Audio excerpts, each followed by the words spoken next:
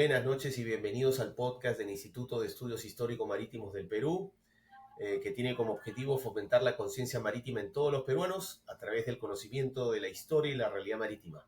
Sus conductores, Juan Carlos Llosa y el que les habla, Augusto Ganosa. Que tengan unas muy buenas noches. Estamos en el capítulo número 15, en el cual vamos a hablar sobre la película Chavín de Huántar, pero un poco más sobre los antecedentes, no de esta película, sino también de la operación. Vamos a complementar.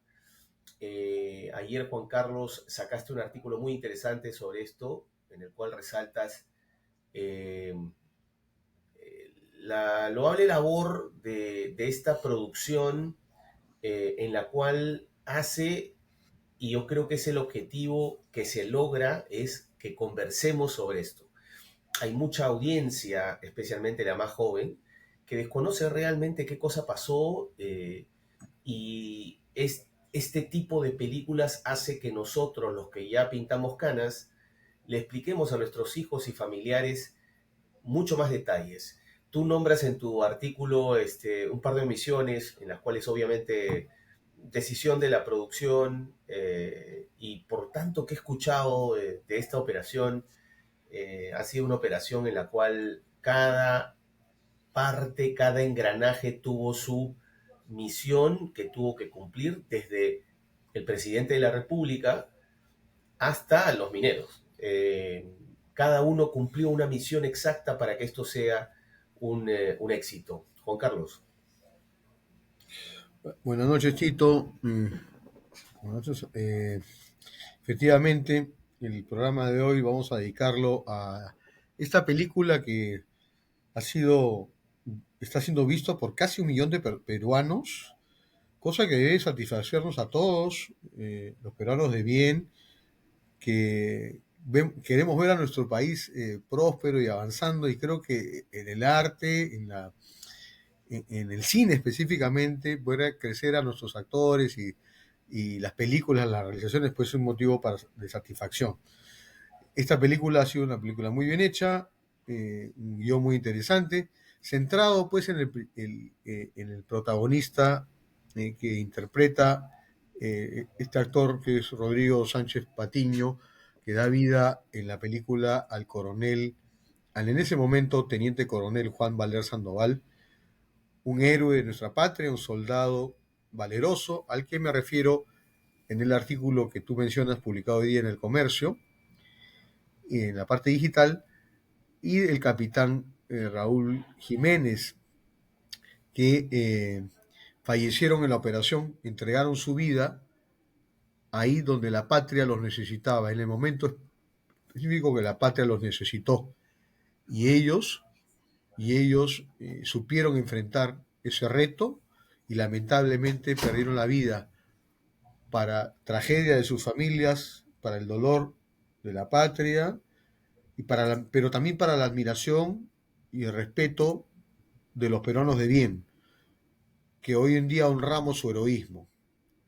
Y eso es lo que nos queda ahora de ellos, su heroísmo, su ejemplo. Es un ejemplo para todos los jóvenes que siguen su carrera en las Fuerzas Armadas. Esta gente, Juan Valer, estando estudiando en el curso de Comando de Estado Mayor, dejó el aula y al ser convocado, no lo dudó, e inmediatamente se puso a disposición del comando que dirigía el nivel táctico de la Creo que operación y el planeamiento él pide táctico. ser voluntario, ¿no, Juan Carlos? Hay una convocatoria, tengo entendido, a nivel nacional, de los comandos de Pachacute principalmente, que tenían más experiencia o eran más reconocidos, y se les convoca a diferentes unidades. Hay que recordar que el ejército participa principalmente con oficiales. El personal Ujú. subalterno de tropa es muy reducido. Acá son los oficiales los que participan en la operación, Claro, y porque esa es una no aclaración había. que vale la pena expresar ante nuestra audiencia, que en las Fuerzas Armadas del Perú eh, existen muchos comandos como curso, que sigue tanto el ejército como la Fuerza Aérea, y ya son comandos, generalmente oficiales, pero en la Marina de Guerra es distinto. El curso de operador especial es una actividad, es una profesión, y lo sigue siendo todos los días. Entonces, y es personal superior y subalterno, por lo tanto son bastante profesionales como una actividad, ¿no es cierto, Juan Carlos? Claro, el comando Chavín de Guan, en los comandos, mejor dicho, el comando Pachacútec y otros cursos, pero es el Pachacútec de la época, de lo que yo recuerdo, es un curso de comando que, digamos, transversal a diferentes especialidades, las armas que tiene el ejército, ¿no? En nuestro caso, los comandos anfibios y los comandos de este tipo de lucha, de especialidad, se da solamente en nuestro caso para los infantes de marina y para los operadores especiales. Y en este caso le tocó al personal de infantería y marina que componía la unidad, la UEC, la Unidad Especial de Combate, a la que me voy a referir y a Efectivamente. la que me refiero en mi artículo. Porque, como tú dices, en la película es, y yo lo he podido apreciar, tú también, es, motiva interiormente el patriotismo, ¿no? Creo que la gente aplaude, la gente salió contenta. Nos hemos demorado 25 años para que este grupo, hasta esperar que surja un grupo de peruanos motivados por su cariño por su país, inviertan su tiempo, sus recursos y su talento en regalarle al Perú la escenificación de uno de sus eventos más importantes que ha tenido en los últimos 30, 40 años, ¿no? Que es esta operación, que como todos sabemos fue un éxito. Lamentablemente hubo que lamentar la vida de uno de los rehenes. Tengo entendido porque en un estado de la confusión no siguió las indicaciones que habían hecho los militares encabezados por el almirante Jean Pierre que estaban de rehenes, ¿no? Recordarán que el almirante Jean Pietri, y ahí empiezo por un tema en la película, ¿no? Me parece que no se debió, son comentarios o críticas entre comillas posteriores que no quitan en nada Cambiar el nombre. el, el- sí, que no quitan en nada el mérito, el gran mérito que tiene la dirección, la producción y la actuación de esta película. Yo particularmente pienso que no debieron haberle quitado el Sí. nombre porque tampoco se lo quitaron a Valer, Se nota, porque el almirante Jean se Pietri, nota, Juan Carlos, que sí, se nota, Juan Carlos, que han tenido demasiado cuidado, demasiados pero cuidados, ¿no? extremo. Yo creo que Para ser eh, políticamente correctos, ¿no?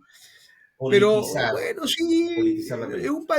en un país, Tito, Pero donde la izquierda, es una izquierda que yo la llamo cosmopolita, por seguir las aguas a Ben Ulrich, que es un sociólogo alemán, que califica a todas estas izquierdas post muro de Berlín, liberales y neomarxistas como cosmopolitas, la imposición de un discurso, de una, valga redundancias, de lo que es ser políticamente correcto, ha llevado a que tengamos que dejar de lado, para no politizar, entre comillas, pero esto no es un tema político, pero la decisión fue política. no, Y yo decía, sí, el pero almirante eso Yampite, que es tan es un apreciado, hecho.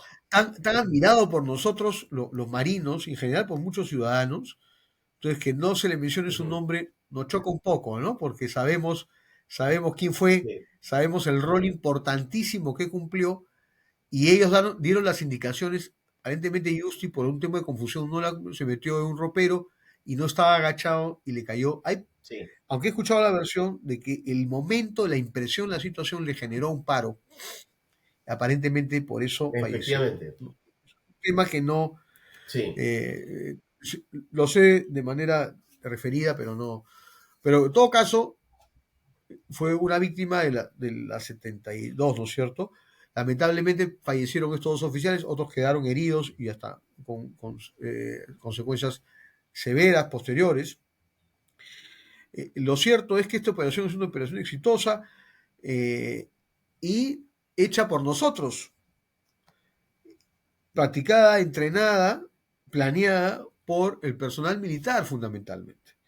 Claro, sí, y ya en el ahí lamento quiero político hay quienes... decirte algo. ahí quiero decirte algo, como cuando yo empecé explicando que cada parte de esta gran operación tenía su tarea, la tarea política la asumió el presidente Alberto Fujimori de tomar la decisión y suministrar los medios, sin duda alguna. pero la operación fue Acá hay, planificada y ejecutada por la Fuerza Armada del Perú. por supuesto. Claro, yo entiendo, pues el presidente de la República, que también creo que ha sido una omisión Sí, que no se dio de haber dado, ¿no? Para, no, para no, porque o sea, no, para que, claro, yo también los entiendo, ¿ah? Porque si tú sacas un sí, poco, sacan el corto, entonces mucha gente que no va porque, oye, ¿por qué Fujimori? ¿No? Porque estamos llenos efectivamente, de esta tontería, ¿no es cierto? sí, Fujimori era el presidente de la República, él tomó la decisión, estuvo al tanto del tema en todo momento, ¿no? Pero la izquierda a través de sus mensajes durante 25 años, ha tratado de irse entre una de las preseas de ese gobierno que fue Chavín de Huántar, ¿no? sí, Porque finalmente él decidió, le guste a efectivamente, los caviares, a los zurdos, ¿no? Él decidió, fue su decisión, sin, pudo así haber es. surgido otro camino, ¿no? Y Negociar tampoco, y tampoco o se habla, y tampoco se habla la decisión que él toma al inicio de la toma de la embajada de no conversar con los terroristas a pesar de que su hermano y su madre estaban ahí de rehenes. así es, Eso, ¿no?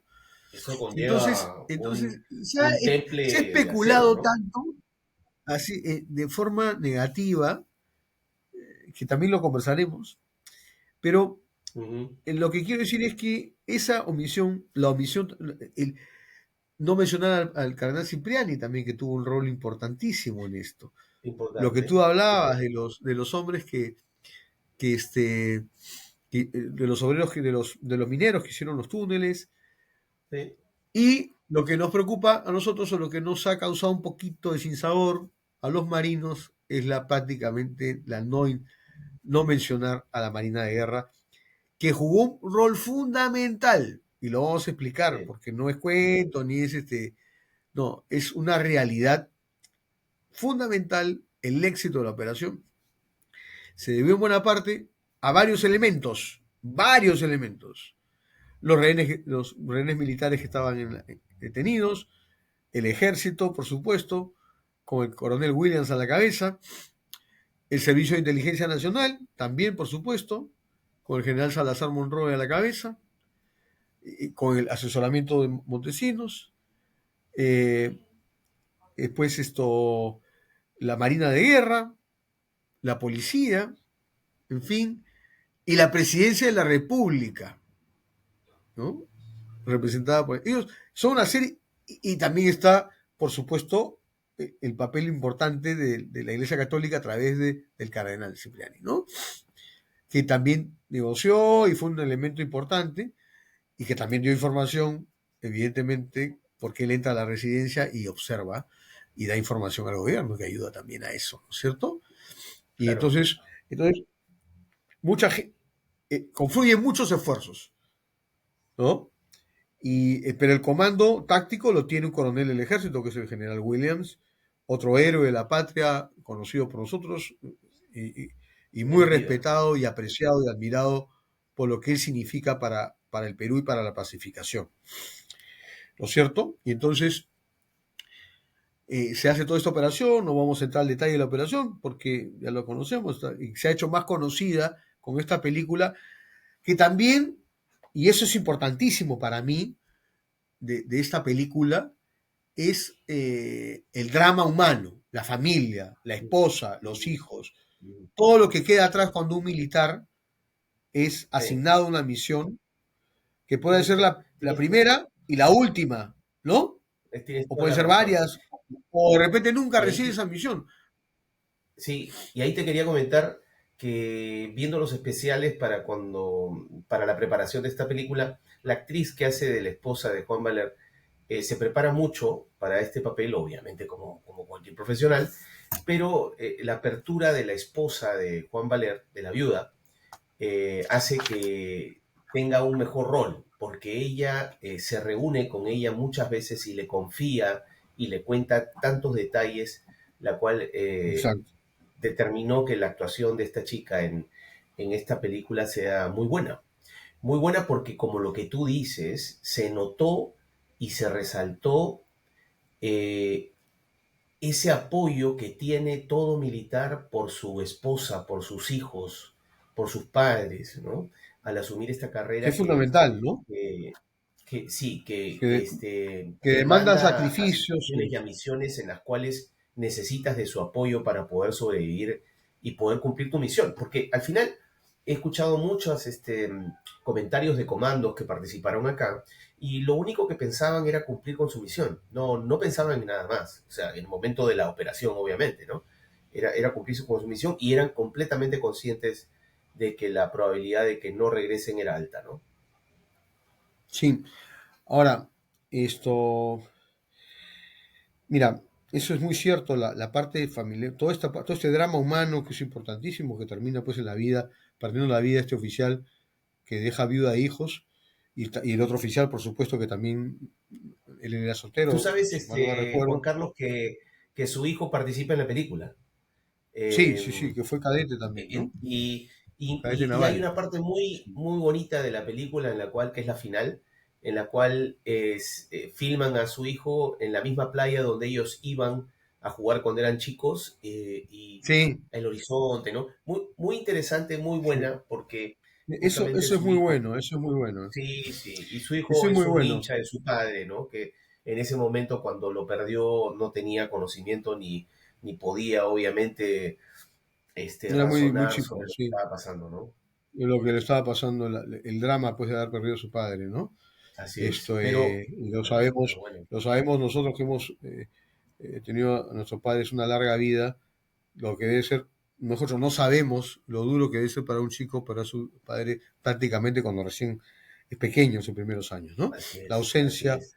física, aunque espiritual, siempre acompañando a ese joven y a su hermana también, que tenía creo que 9 años, si no mal recuerdo. Sí, así Y es. un drama, debe haber sido un drama terrible, ¿no? No quiero Terrible y las ponerme... escenas son terribles, muy, muy recreadas, muy, muy Sí, dramáticas. Es realmente sí, una película como es, buena. porque esa es la realidad, ¿no es cierto? ¿Cuántas veces, cuántas situaciones los mismos de la Fuerza Armada han tenido que sufrir por ello, ¿no? Es Sí, parte de nuestra profesión, poner en riesgo nuestra sí, vida cuando la patria te pone la mano al hombro y te dice, ahora te toca a ti.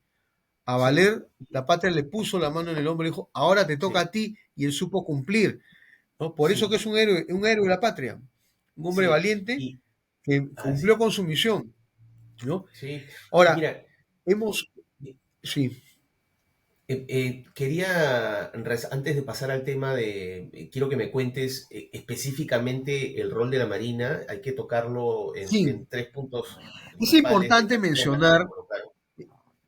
así es importante mencionar que eh, cuando la Marina, el Ejército, la Fuerza Armada toma parte de la lucha contra el terrorismo a partir del 23 o 24 de diciembre de 1982, eh, el esfuerzo de las operaciones se realiza en el campo, en el ámbito rural, dado que los terroristas del Sendero Luminoso, los maoístas, están siguiendo el dogma de Mao de la lucha del campo a la ciudad, ¿no? La formación de un ejército guerrillero popular como parte de su estrategia, como había hecho Mao en la China, de los años fines de los años 20 hasta que finalmente vence al gobierno del general Chiang Kai-shek, el gobierno nacionalista, en el año 1949, ¿no? Y él se copia de ese modelo, lo trae, de esa doctrina, la trae para acá, y recién vamos a tener el abandono un poco de esa doctrina para hacer un cambio radical a partir del año 89, la estrategia de Sendero Luminoso, que esto es otro tema que no lo conversaremos en otro momento, pero lo cierto es que nosotros la única experiencia que teníamos en tema de lucha urbana contra la violencia esta delincuencial fue en la toma del penal del Sexto del año 84, que le correspondía a la Guardia Republicana de velarlo porque era la única unidad policial, porque era su función, tenía una unidad antimotines. En la Fuerza Armada no había unidades antiterroristas para control de edificaciones, toma de edificaciones públicas o privadas y rescate de rehenes. Porque en ese momento el misionamiento era trabajar en el ámbito rural, ¿no es cierto? Cuando claro, viene el tema del frontón y de la toma de los penales, la Marina interviene por disposición gubernamental y los infantes de Marina que tenían experiencia y que participaron ahí, otros no tanto, como en ese momento teniente segundo Carlos Tello, después comandante de la UC el día de la operación de Chavín de Huántar, ¿no? Entonces, la operación que hicimos en el frontón, que logró, que para mí y para entendidos es la primera operación exitosa de rescate de rehenes en la época de la lucha contra el terrorismo. Claro, habían pocos rehenes, no había 70 y tantos como en el otro lado, pero en la embajada del Japón, en la residencia de la embajada del Japón. Pero aquí sí había rehenes de la Guardia Republicana y empleados del INPE, en fin. Y se actúa. De eso se trajo lecciones. Se extrajo lecciones, mejor dicho, y una de ellas fue la creación de esta unidad especial de combate. Eso se asocia además a la contratación de unidades especiales eh, israelitas que eran expertos en lucha contra el terrorismo urbano. Recordarás tú el famoso secuestro ahí en el aeropuerto de Entebbe, cuando eh, ujú, toma unos rehenes y las fuerzas especiales israelitas actúan, ¿no?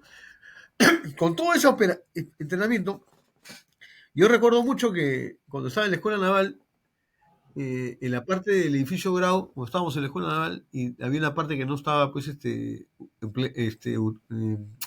utilizada en ese momento, habitado, habitado. los infantes hacían su entrenamiento ahí. Infantes de Marina, Sí, éramos claro, cadetes, sí, 88, 89, 90, 88, hacían su 89. entrenamiento. Porque parte de el misionamiento era dominar edificaciones, ¿no? Así es. Urbanas. Eso. Y la experiencia del frontón nos había servido en eso. Entonces se especializó el personal en explosivos. O sea, había gente muy calificada en explosivos. Y hay que recordar que nosotros calificamos tanto cursos, tanto para oficiales como para personal subalterno, que tiene una especialidad. Nuestro personal técnico tiene una especialidad de infante marina, así como también nuestros oficiales tienen la especialidad de infantería marina y tienen que hacer varios cursos. Y forman también diferentes unidades. Una de estas unidades hecha específicamente para la lucha contra el terrorismo en el ámbito urbano, que distinto al rural, esto es esta unidad especial de combate que desde el año 80, ya con poco más de 10 años o 10 años, tenía una experiencia importante y es la única unidad militar en ese momento como unidad orgánica que existía en la Fuerza Armada y que es convocada inmediatamente, ¿no? Claro, ¿Qué experiencia tenía esta gente? Con dominio de explosivos, así es. francotiradores, personal nuestro, oficiales de mar que eran especializados en el empleo del tiro pues, de francotirador, gente entrenada para asaltar, asalteros como también les dicen. Entonces, era una unidad de élite lista para actuar. En el caso del ejército lo que sucede es que hay una convocatoria de los elementos reconocidos y más de diferentes unidades y se forma este grupo, ¿no? No me acuerdo cómo se llama la compañía en este momento, y la Marina y el Ejército, Valer, con el comandante Tello, Tello era capitán de fragata, Valer era teniente coronel, equivalentes en el grado, y Williams a la cabeza con otros más, y hacen este entrenamiento en base a toda la información que se va recibiendo, todas estas semanas y meses se va recibiendo inteligencia. Eso lo explicaba muy bien el almirante Tello, que es un protagonista, estuvo en el frontón, después en Chavín de Guanta, después en el Ebrain, uno de estos héroes vivos.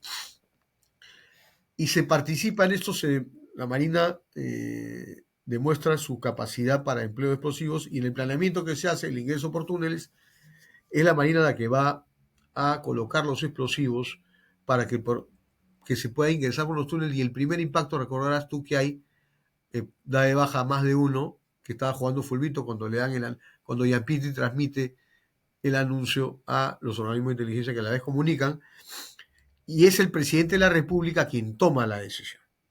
Ujú. Decisión sí o no, pero ese sí o no es pues de una responsabilidad inmensa, ¿no? Si Sí. decía que sí y salían mal las cosas, imagínate. Y si decía que no y perdíamos la oportunidad y se complicaban las cosas, peor. O sea, es una situación bien difícil que descansaba en la responsabilidad del presidente de la República como jefe supremo. Entonces, O sea, nosotros teníamos. fundamentalmente, Juan Carlos, la participación de la Marina de Guerra de Perú en esta operación es gravitante en el uso de explosivos y en el uso de nuestro personal que estaba capacitado a lo largo de 10 años ya de capacitación en combate urbano. ¿No? Y Y la además otra participación, sí, dime. conformaban todos los equipos que estaban, Sí, claro. habían varios equipos pues distribuidos para atacar y ahí estaba pues Jean-Pierre Jauregui, Ujú, Manuel Parrales. ujú. Jean-Pierre Jauregui entra por el techo y todo lo hemos visto, él retirar, y es un Sí, oficial de esa Marina es una el que escena. retira, Esa es ¿no? una escena que Del- falta, realmente como del- crítica. ¿Por qué? Porque como toda esta película está llena de simbolismos, yo creo que el Ujú. simbolismo que hace el comandante Jauregui al retirar ese trapo del MRTA que estaba flameando por tanto tiempo, por varios meses, e izar la bandera peruana, era un grito de todos los peruanos, de que por fin Exacto, o sea, ese sí tiene un terminamos impacto enorme, con esta lacra. tiene un impacto enorme. Entonces Así teníamos a la es un gente impacto que entra visual. en los, ¿no? Y teníamos también los francotiradores, porque podía darse el caso de que esta gente saliera, pues, quisiera escapar, subir con una persona pues, del cuello y apuntándole a la cabeza, ¿no? Entonces, los francotiradores navales estaban listos para matar a todos estos en el acto, en el momento sin pestañear que se necesitase, ¿no? Sí. Entonces, el esfuerzo de este personal naval fue grande, ¿no? Como fue grande, por supuesto, el esfuerzo de nuestro personal, de nuestro glorioso ejército, que puso también su sangre y su habilidad profesional esto, para tomar esa residencia con el mínimo número de bajas, que es lo que nos tiene que. Y entonces, ahora, otro factor que me llama la atención es no se trata tanto de terroristas a estos delincuentes, ¿no? A estos Sí, miserables, tal ¿no? vez puedo ser un poco Y más hay que recordar, incisivo en el tema. lo que pasa es que aquí hay toda una corriente para bajarle el tema al MRTA, el nivel del MRTA de daños, por así decirlo, frente al país. Pero la verdad de las cosas es que el MRTA era un movimiento terrorista, dispuesto a cualquier cosa para llegar al poder y implementar un modelo comunista. Quien es Y el hay gran que decirlo autor, con... el cerebro de este blanqueamiento, si se quiere, fue la Comisión de la Verdad. Efectivamente, pero totalmente de acuerdo contigo. Creo que la película debe ser un poquito más incisiva con respecto a la clase de personas que eran estos miserables. Yo te digo, el MRTA, no, acuérdate, Juan Carlos, que el MRTA secuestraba empresarios y los metía en las famosas cárceles del pueblo, que eran cárceles de uno por uno, donde entraban, hace una miseria, era una tortura, era una maldad sin límites. Pero de todas maneras creo que el estreno de una película como esta, Juan Carlos, permite identificar el bien y el mal.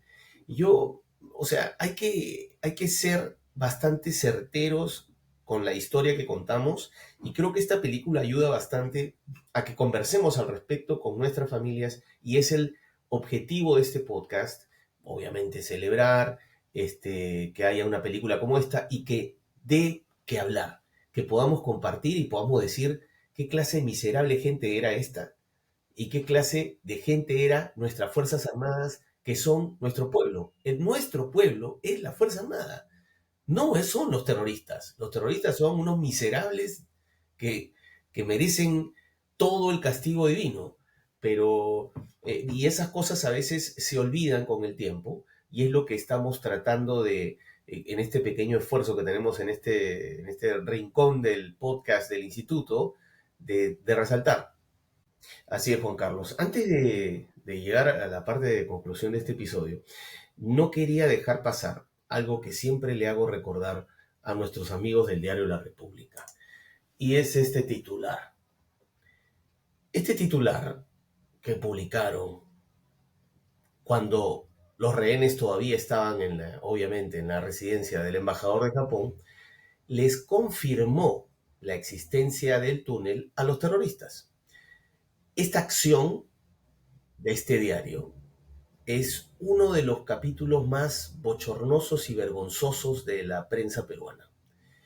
Yo no puedo dejar pasar nunca una oportunidad para también recordar lo mezquino y lo antipatriota que puede ser un medio al hacer este tipo de acciones.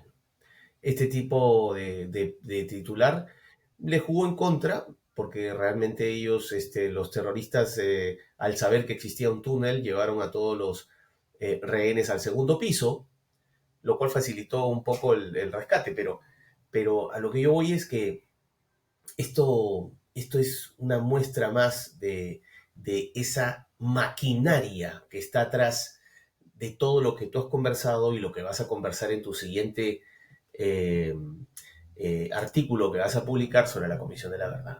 Tienen un sistema y un aparato propagandístico muy poderoso, lamentablemente.